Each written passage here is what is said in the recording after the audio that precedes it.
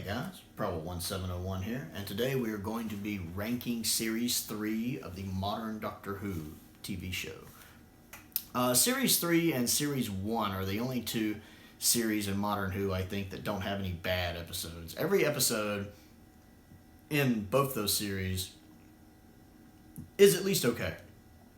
At least okay. And in most cases I'd say at least okay to good. But Series 3 has no bad episodes at all. Series 3 is really, really strong series. David Tennant's second season, I'm just going to say that, as the Doctor, and he really finds his own here. He really steps into the role, and I really go back to this one a lot. I don't as much now, but I used to go back to this one a lot. It's a really, really strong series. At the bottom is 42, and 42 is perfectly fine. Rewatchable. I love finding out that the creature is not malevolent. It just has its own reasons for doing what it's doing, and you find out at the end of the episode what that is. Perfectly watchable. Not a bad story by any means. At 13 is the Lazarus Experiment. And the only issue with this one is the special effects for Lazarus when he's the creature. They look terrible, especially by 2007 standards. There's stuff in Classic Who that looks better than this. Story is great.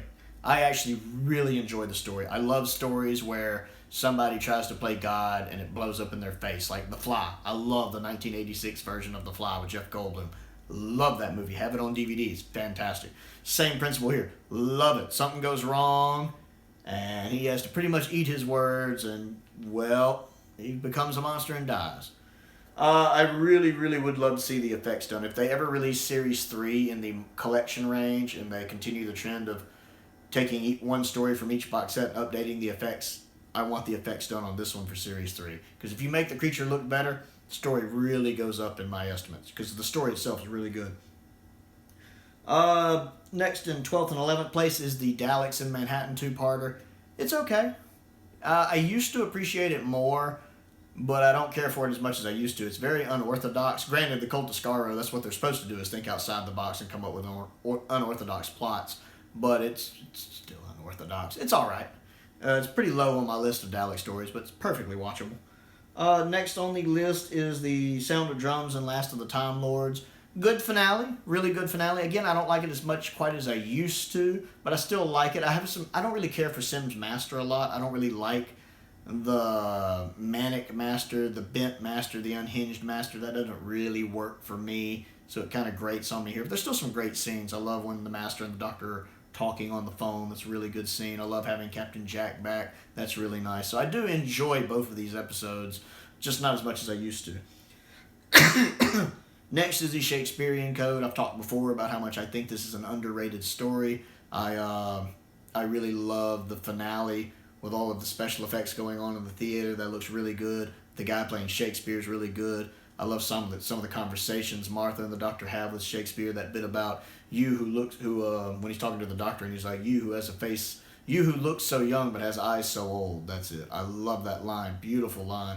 Very perceptive fellow, Shakespeare. And then I like at the beginning when the young gentleman caller ends up getting, I guess, eaten. It's one of those things that reminds you being a guest character in Doctor Who is not always a safe thing. Ask the guest characters in horror if they ain't rock. But I like Shakespeare Code. Very underrated story. Runaway Bride. Great introduction to Donna. I love Donna. One of my favorite companions. My favorite modern series companion. Great introduction to her. Really like it. I like the Arachnos. The makeup on her is done really well. That Spider Arachnos.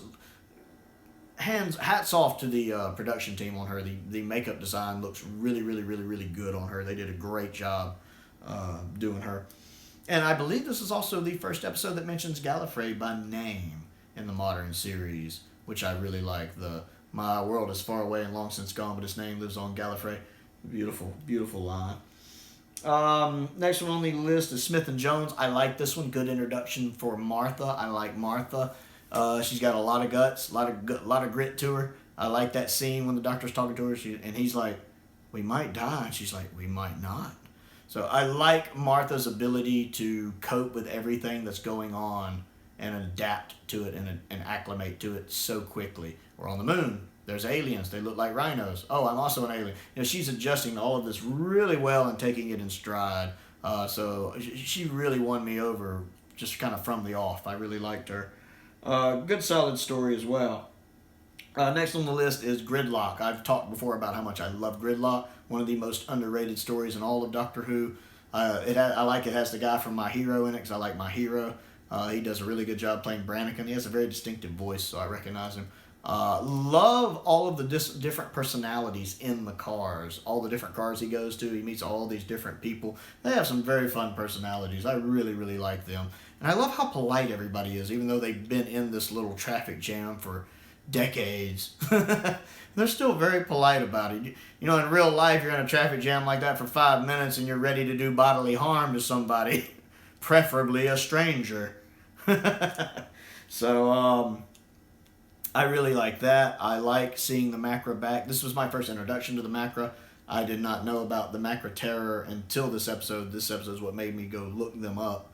And I know it came out in 2007, which was Macra Terror's 40th anniversary, so it's a nice callback to them, and they actually do serve a plot to the story. But the standout scenes, especially the ending, well, the beginning scene in the TARDIS with the Doctor and Martha is pretty good too, but the ending, the scene between the Doctor and the face of Bo is very beautiful, has some nice foreshadowing in it with the You Are Not Alone. It's also where Martha first learns about him being the last of the Time Lords. It's a very, very beautiful scene. The Face of Bo, the version of the Face of Bo theme there is very, very touching. Really love that. It's topped only by the scene right after it, when Martha just pulls up the chair and refuses to leave until she talks to him. That is a beautiful scene. Beautiful. One of the best scenes in the modern series, and in Doctor Who as a whole, I think. Watching him, admit, I lied to you because I liked it. That's a beautiful scene. He talks about Gallifrey, and he even smiles, kind of, but it's like a sad smile, because he's thinking about his home world, which kind of makes him happy, but then, you're also realizing he's also realizing it's gone. So it makes him sad. It's kind of like thinking about a happy memory with, like, say, an ex, and it's a happy memory because it was a memory of y'all having a good time, but at the same time, you're not with that person anymore, so it's also a sad memory. So it's like a sad, happy memory, if that makes sense. It's kind of like that to him. And just the things he says about, the leaves were silver, and when the sun would shine just right, they would glisten and shine. It's beautiful. And a bit about my race, fought a race called the Daleks, and we lost. Everybody lost. It's all gone now. Even that sky. Beautiful, touching, poetic. Love that scene. Love it. Highly underrated episode. Highly, criminally underrated. Next up, at 4 and 3rd place, is the Human Nature two-parter. I probably don't have to tell you why that's amazing. I mean, David Tennant pretty much gets the opportunity to play a totally different character here, and he nails it. He plays it totally different, and he just nails it. And I guess maybe it's because Tennant's Doctor is himself more human than most doctors, that when he does become human, he is so human. He is very human. So it's actually not surprising for me in retrospect to see that he would fall in love with someone. And just to see the anguish on his face when he realizes, that love can't be. It's very touching, very beautiful. Martha is also really good here. Again, I like Martha. She is very much a doesn't take nonsense kind of person. She's right there helping him out. And then the ending when he turns back into the Doctor, and that bit when the ship explodes and he looks down on him and you just see him look up at the camera. Ooh, just get the impression this is a dude you do not want to screw with. The universe can be a very small place when he's angry with you. And just watching the punishment he doles out to them, especially putting the sister inside the mirror. Oh, dude, that's brutal. And then Son of Mine as the Scarecrow, giving him the immortality they wanted, in a way. Dude, that's brutal.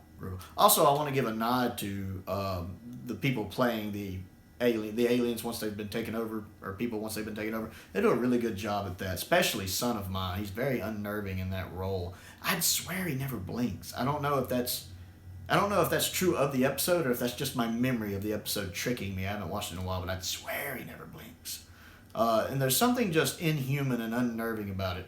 Because you can tell when something's not quite human, there's something off about it that's very unnerving, that you just instinctively notice. It's kind of like zombies. Say a freshly turned zombie, if you didn't know what a zombie was, you'd still notice something was wrong. Kind of like Rick Grimes does in the first episode of Walking Dead when he sees the little girl zombie, and it turns around even though part of her face is missing. Still, there's just something about that intent gaze and that walk she's doing that he instinctively starts backing up and pulls his gun out because he just knows something's wrong. It's the same way. You can just look at them and tell something is off with the way they play their characters, especially Son of Mine. I want to give props to that. Very well played. The zombies in Unquiet Dead pull that off really well, too, which is why I find that story so unnerving. Number 2 on the list is Utopia. I love Utopia. Going to the end of the universe, we got Captain Jack back. We have Derek Jacobi in it. He's just a great actor. Seeing the professor with his assistant, and seeing the doctor meet them, and seeing them bond. I really love watching the doctor and the professor bond. Like when they're talking in the charts and they're about 1,000 years ago, you'd have been well regarded. Those galaxies hadn't died. Those damn galaxies. You can tell they like each other. They're bonding. They respect each other. It's wonderful. So, when we get that twist at the end and we see the fob watch, and now for people who were just started watching with the modern series, they might not have known what was going on. They probably saw the fob watch and knew something was up, knew it might be another Time Lord. But for us classic Who fans, what's going on? Is this who I think it is? And then I heard the soundbite, and you will give your power to me. And even though I hadn't seen the Daemons at the time, I knew that was a classic Master line. I knew, and I was like,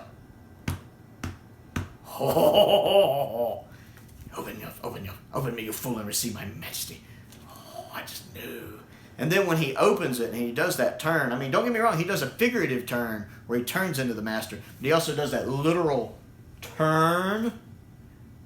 And you just see those eyes and that look on his face, and you just know this is a totally different person. And it is like evil incarnate. It is so wonderful. Derek does it so well. And I absolutely love Derek as the Master. I wish we had more of Derek as the Master. I'm not counting the Big Finish stuff. I know that's out there. But man, he's so good. Derek's Master is the closest we have had in the modern series to having a classic Master in Modern Who. Because he just oozes Delgado. He just oozes it. He just nails it. He has that classic Master to him that I absolutely love. Maybe a little more sinister underneath, but it is wonderful, and I am so there for it. It is a crime we do not get more of it. It is a perfect setup. The music there is absolutely perfect. It's a great build-up because the episode tricks you into really liking this character before having him do this heel turn. It's a beautiful reintroduction to not only a classic Who villain, but to the Master. It's wonderfully well done. Beautiful. My hat's off, and I love this episode. It does a great job setting up the finale as well. And of course, number 1 on my list is Blink. That may be a bandwagon statement, but Blink really does deserve its reputation. I do think it's one of the best episodes of Doctor Who ever made. It is phenomenal. And I love it that it's Dr. Light and still manages to pull it off. It does its horror aspect really well. The Weeping Angels themselves are a phenomenal creation, and they're at their best here. I did like the 2-part they're in Series 5, but they really are at their best here, especially when you're still trying to figure out exactly what is going on. They're so creepy because you don't really get the full explanation about them till the end of the episode.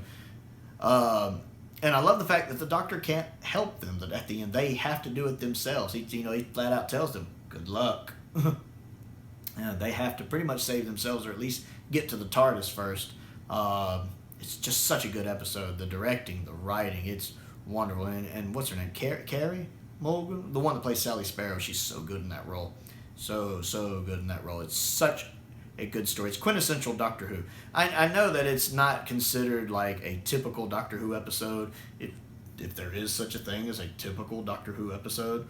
But to me, that still makes it watchable. I've had a couple girls that I've been close with. That's the first episode of Doctor Who I ever showed them, and they liked it. They enjoyed it. I've had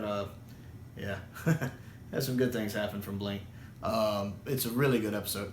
So that's my thoughts on Series 3. Series 3 is absolutely phenomenal. Also, the Steelbook for Series 3 is highly underrated, and I wish they would get Claudia back to do another one because the Series 3 Steelbook is fantastic.